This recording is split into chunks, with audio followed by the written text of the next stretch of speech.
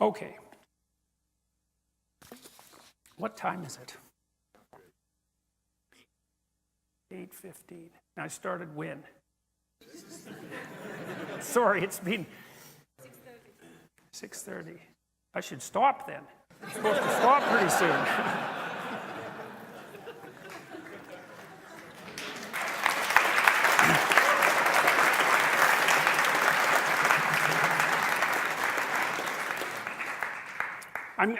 I'm going to go for 5 more minutes, and then I'll wrap this up. I want to talk about intersectionality and white privilege a bit.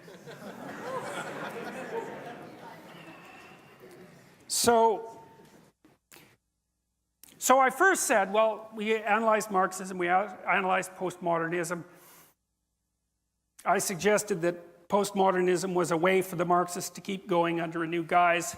I suggested that Marxism was fundamentally based on hatred rather than sympathy and empathy. I suggested that the corpses were the evidence for that. I told you why I think postmodernism is fundamentally wrong. But now I want to talk to you a little bit about white privilege. So the first thing that and I haven't got this quite figured out yet. I can't quite figure out why the postmodernists have made the canonical distinctions they've made. Race, ethnicity, sexual proclivity, sexual gender identity, let's say.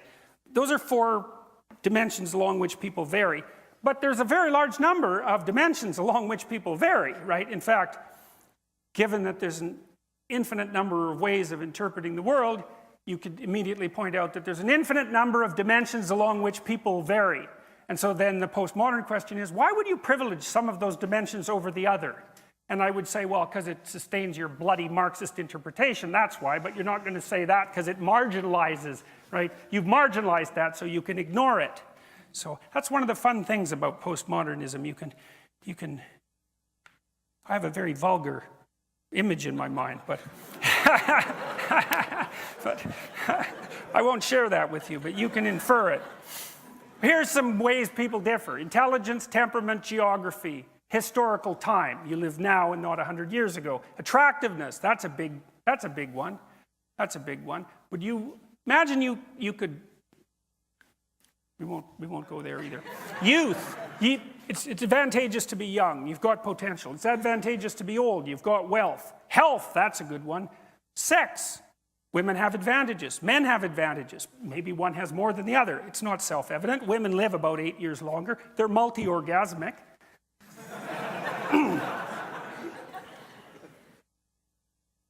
Athleticism, wealth, family structure, friendship, education. Well, then there's the classic, postmodern ones, race, ethnicity, etc. Why not those other dimensions of variation? There's no evidence that they're less important. In fact, there's quite a bit of evidence that they're more important.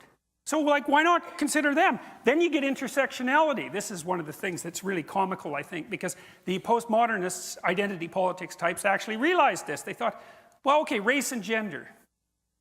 Fair enough. Well, what if you're a black woman? Well, that's a problem because, well, now you've got 2 dimensions of differentiation. What the hell are we going to do about that? And what if you're gay and black and female? Well, then what if you're not very bright and gay and black and female? And then what if you're ugly and not very bright and gay and black and female? And you can keep playing that game. You can keep playing that game an infinite number of ways because there's an infinite number of ways to categorize things, as the postmodernists already pointed out. And so the intersectionality theorists came along to plug the hole, but they don't know where they're going. They don't understand that the logical conclusion of intersectionality is individuality. Because there's so many different ways of categorizing people's advantages and disadvantages that if you take that all the way out to the end, you say, well, the individual is the ultimate minority. And that's exactly right, and that's exactly what the West discovered. And, the intersectionalists will get there if they don't kill everyone first. So, on to white privilege. So it's really interesting to find out where these ideas come from. Because usually the scholarship is so awful, you just cannot possibly believe it. It's just absolutely It wouldn't, at the University of Toronto in the psychology department, the original paper on white privilege wouldn't have received a passing grade for the hypothesis part of an undergraduate honors thesis. We're not even close. There's no methodology at all. The person who wrote it, it was called White Privilege and Male Privilege. A personal account of coming to see correspondences through work in women's studies. Well, first of all, personal account, it's like, sorry, no.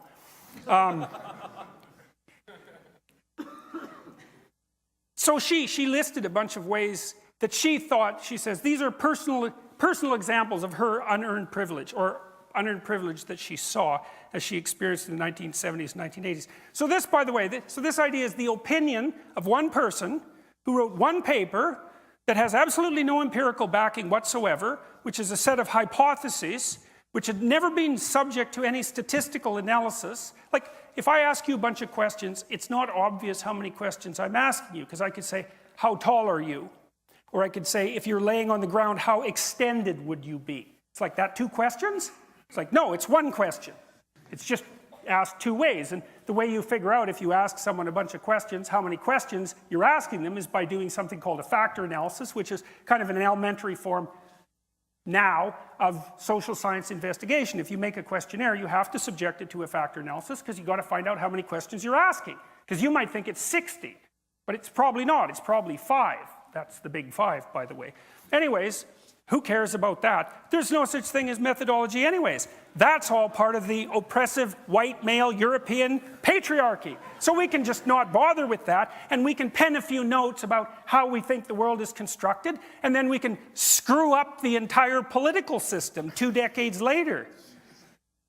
Okay, so here's her white privilege list, some of it. There's like 50 things. I can, if I wish, arrange to be in the company of people of my race most of the time. If I should need to move, I can be pretty sure of renting or purchasing housing in an area which I can afford and in which I would want to live. That's actually a wealth thing, by the way. I can be pretty sure that my neighbors in such a location will be neutral or pleasant to me. I can go shopping alone most of the time, pretty well assured that I will not be followed or harassed. I can turn on my television or open to the front page of the paper and see people of my race widely represented. When I'm told about our national heritage or about civilization, I am shown that people of my color made it what it is. Well, there's 50 of those, I think, something like that. Okay. Is that white privilege, or is that like majority privilege? Is the same true? You go to China, you're Chinese. Is the same true if you're Chinese? Is it majority privilege? And if it's majority privilege, isn't that just part of living within your culture? So let's say you live in your culture. You're privileged as a member of that culture. Well, obviously, that's what the culture is for. That's what it's for. Why would you bother building the damn thing if it didn't accrue benefits to you? Now, you might say, well, one of the consequences is that it accrues fewer benefits to those who aren't in the culture. Yeah, but you can't immediately associate that with race. You can't just do that, say it's white privilege. There's many things it could be. It certainly could be wealth, and the intersectional people have already figured out that there's many things it could be. So, like, what the hell? Seriously. Well, what's going on? Well, we let these pseudo-disciplines into the university because we're stupid and guilty, seriously. And they have no methodological requirements, and plenty of power, and plenty of time to produce nonsensical research, and produce, like, resentful activists, and now we're bearing the fruits of that. It's not pretty. So, white privilege. Well, the other thing you might notice is that to attribute to the individuals of a community the attributes of that community on the basis of their racial identity is called racism. That's what racism is. There's no other way of defining it. It's attributing to the individual the characteristics of the group as if the group was homogeneous. Now, the intersectional people have already decided that's not a fair game because there's so many differences between people. But the postmodernists don't care about logical coherence because they regard logical coherence, here it comes again, as a creation of the white European male patriarchal structure that's designed to oppress the oppressed. And that's technically the case. So logical incoherence, it doesn't matter. And you could say, well, if you act out your logically incoherent ideas in the world, you're going to run face first into a brick wall. And the postmodern answer to that is, there's actually no real world. It's all interpretation. So there's no having that discussion, but the postmodernists don't care because they don't believe that discussion between people of different power groups is possible anyways. So here we are. Well, so I made a case tonight. You know, I'll go over it. What's the case? The postmodernists are wrong. They're philosophically naive. They're right about an infinite number of interpretations and wrong about a finite number of viable interpretations. And that's death. That's the end of postmodernist theory. And that's not the only way in which they're wrong. They're wrong in a bunch of other ways, but they're more subsidiary. The Marxists, they're not just wrong, they're wrong and murderous, or wrong, murderous, and genocidal, unless you think murderous and genocidal doesn't mean wrong. And you can think that. There's lots of would-be revolutionaries who would be happy to have blood running in the street if they had their chance for revenge and the opportunity to move up the hierarchy of tyranny. So you don't have to think that murder and genocide is wrong, especially if the right people are murdered and genocided, right? That's actually part of the whole equation. But if you're willing to think that murder and genocide on a mass scale across many cultures over many decades is wrong, then Marxism is wrong. And the postmodernists don't get to just come along and adopt Marxism as a matter of sleight of hand because their Marxist theory didn't work out and they figured out a rationalization. They don't get to get away with that because it's too dangerous. It's too dangerous to the rest of us. And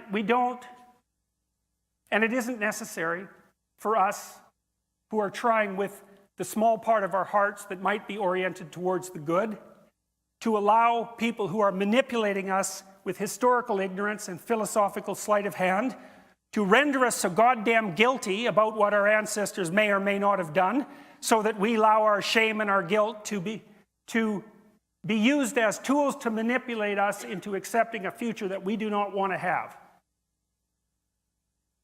And that's that.